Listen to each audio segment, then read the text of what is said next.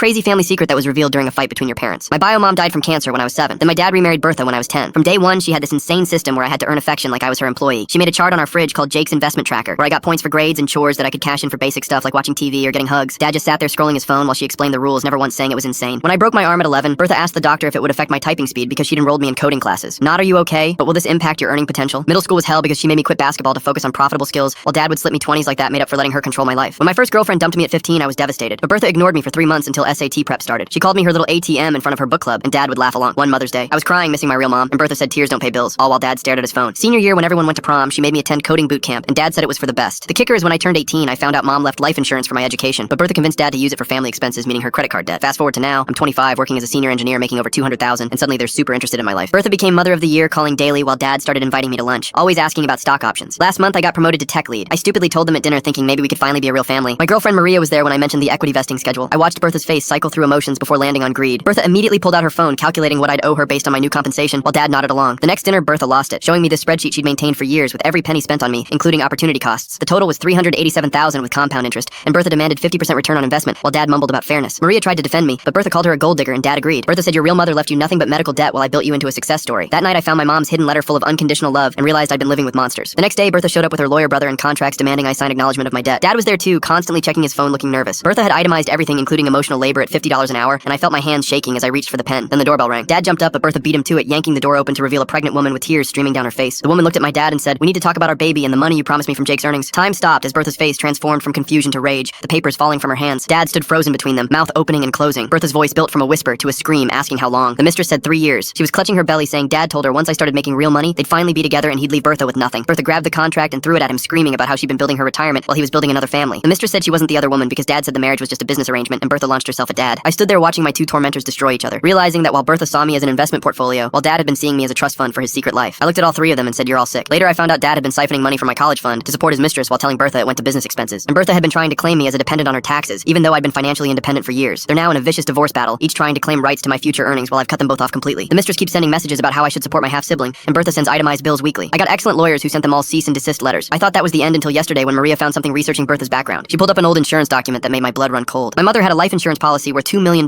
not the $50,000 Bertha claimed. The beneficiary had been changed to Bertha's name just 2 days before my mother died, and the signature on the change form didn't match any other document with my mother's handwriting. Full story on channel, linked below.